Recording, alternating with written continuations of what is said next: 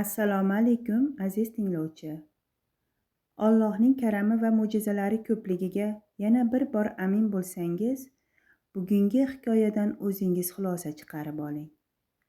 Qabrdan tirik qaytgan yigit hikoyasi. Lobarning bugun unashtirish marosimi.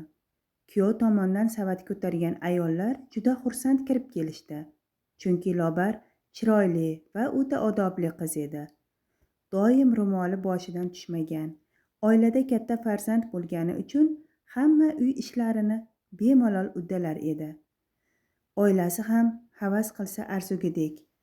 Ota-onasi mehnatkash, oqko'ngil va samimiy insonlar bo'lgani uchun Lobar 18 ga kirmasdanoq uyini sovchilar galasi har kuni bezovta qilardi.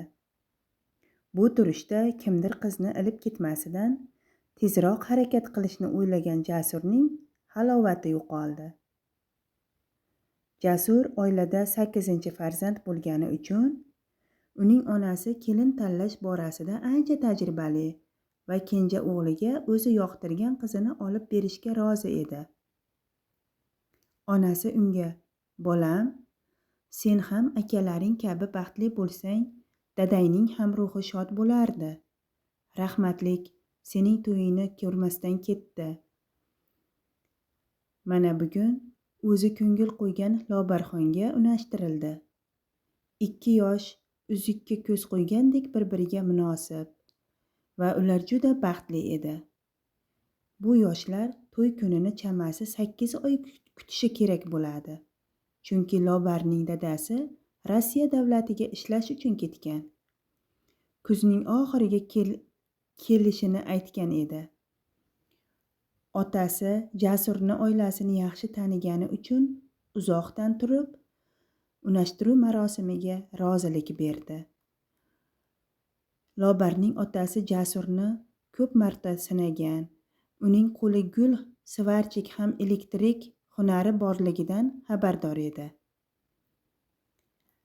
Aslida Jasurni ham chet eldagi akasi 6 oylik mavsumiy ishga chaqirgan edi. U avvalroq hujjatlarni tayyorlab ketish uchun aviabiletgacha olib bo'lgandi. Endi ko'ngli xotirjam, to'y xarajatlari uchun bemalol yetadigan pulni ishlab keladi. Lobarni endi hech kim ilib ketolmaydi, chunki Lobar ham Jasurni sevadi.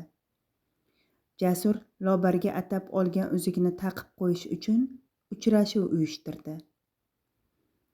Uchrashuvga Lobar yanayam chiroyli, yanayam go'zal bo'lib chiqdi.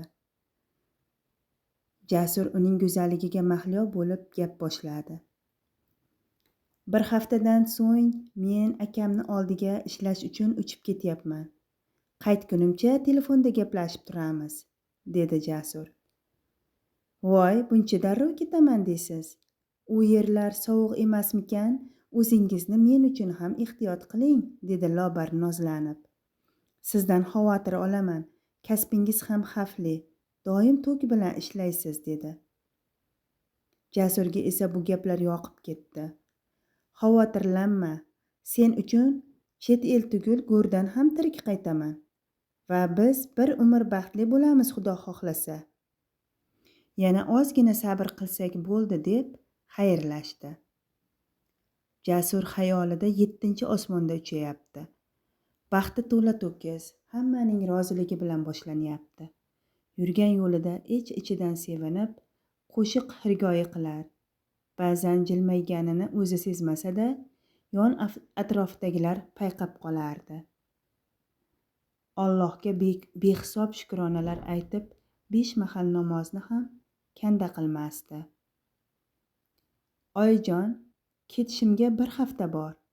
Shu oshxonani o'zim remont qilib ketsammikin, dedi g'ayratiga g'ayrat qo'shilib. Onasi: "Ha, endi kenja kelinimga hamma qulay sharoitlarni qilamiz. O'g'lim, ko'nglingda qancha orzu-havas bo'lsa ko'rsataver. Yoshgina kelinim hech ham qiynalmasin.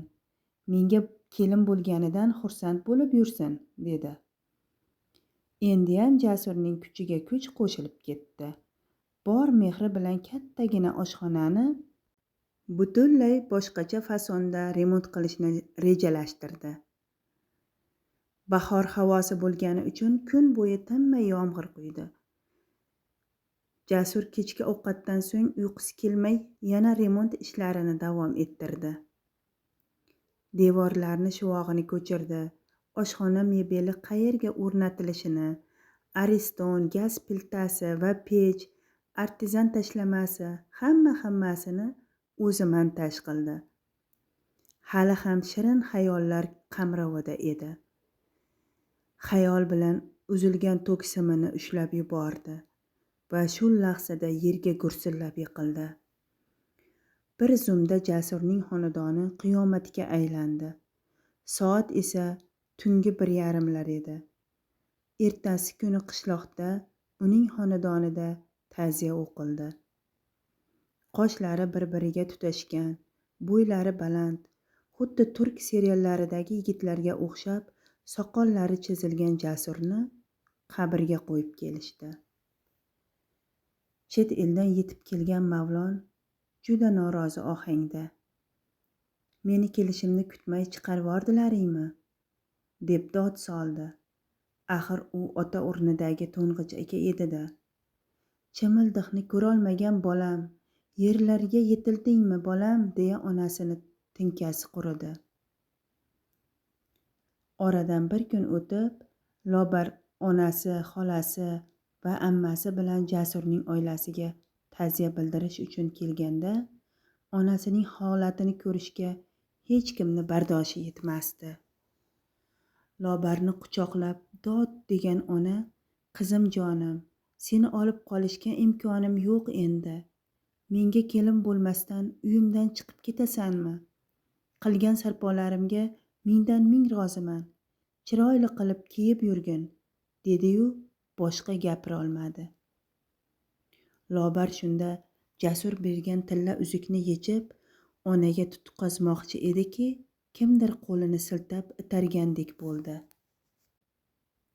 Boshini ko'tarib qaraganda Jasurni ko'rdi. Uzukni yechishiga qarshilik qilib qo'lini itarayotgandek go'yo. Shu payt Lobar kalima qaytardi. Qarasa nariroqda Jasurni akasi onasiga suv ichirayotgan edi. "Ha, ko'zimga ko'rindi", deya qayta kalima qaytarib xonadondan chiqib ketdi. Orqasidan yetib chiqqan onasi qizining rangini oqarib ketganini ko'rib, hol ahvol so'radi. Lobar pichirladi: "Oyi, u tirik." Qiziga dalda bergan ona yosh qizi hali ta'ziya marosimlarini ko'rmagani uchun ongiga yomon ta'sir qilyapti deb o'ylaydi. Peshindan keyin 2 kundan buyon uxlolmayotgan Mavlon to'nini yechmay so'rida ozgina uxlab qoladi. Bir payt qulog'iga: "Aviabilet sizdamidi? Ozgina yonbosh buriling, o'zim cho'ntagingizdan ovolaman. Siz uxlayvering aka", deb kimdir uni qo'ynini titkilagandek bo'lib uyg'ondi. "Biletimni bering, kech qolyapman aka", degan so'z yaqqol eshitiladi. Bu Jasurning ovozi. U yoq bu yoqqa qarab, ichiga tuflab muzdek suv ichadi. Badanini muzdek ter bosib ketgan. Shu payt darvozadan Jasurning eng yaqin do'sti Aziz kirib kelib qoldi. "Mavlon aka, Jasurning telefonini kim ishlatyapti?" deb so'radi. Mavlon hayron bo'lib: "Hech kim, nega unday deyapsan?" "Ha, bugun 3 kun bo'lsa, do'stim 3 marta tushimga kirib, menga qo'ng'iroq qilmayapsan. Endi telefon qilmasang, o'zim senga telefon qilaman deyapti."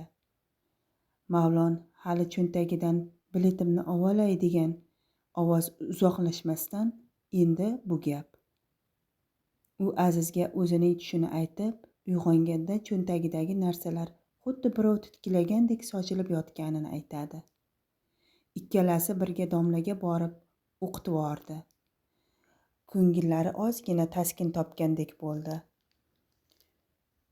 Shu bilan hamma oila a'zolar katta hovlida yotib qolishdi. Jasur bu kecha onasini tushiga kiradi. Onajon, buncha kuyinasiz, axir men tirikman, dedi.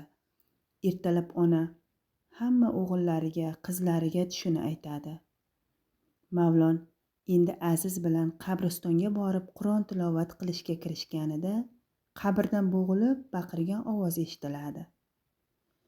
Mavlonni nafas olishi tezlashib, hayajondan qaltirab, qabriston go'rkovini chaqiradi. Go'rkov, Aziz, Mavlon uchalasi qabrni ochishganda esa tasvirlab bo'lmas holat. Jasur tirik ekan, qabrdan chiqishga harakat qilaverib, rosa uringan ekan. Tok 3 kunda zax yerga tarqalib, Jasurning yuragi ura boshlagan. Yomg'ir sababli namgarchilik kuchli bo'lganidan Jasurning eski kabellar tutashuvida tok urgan edi. Jasur Lobarga: "Xavotir olma, sen uchun chet el tugul go'rdan ham tirik qaytaman", deganida farishtalar omin degan bo'lsa kerak-da. Aziz tinglovchi, bu hayotda nimalar ro'y bermaydi? Har birimiz yaxshi ezgu amallarni bajarsak, Alloh albatta qayta-qayta mukofotlaydi.